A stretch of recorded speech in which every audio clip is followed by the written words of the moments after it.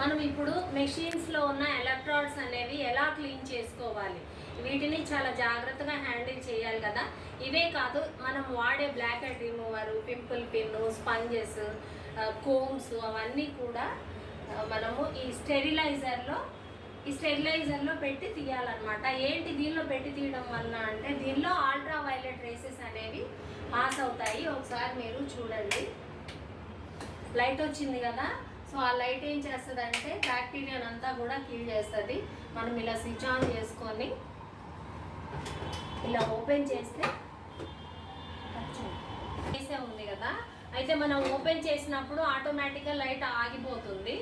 మనము కనిపించండి, మనం ఏదైతే స్టెరిలైజ్ చేయాలనుకున్నామో ఆ టూల్ని అందులో పెట్టేసి మళ్ళీ క్లోజ్ చేసేయాలన్నమాట.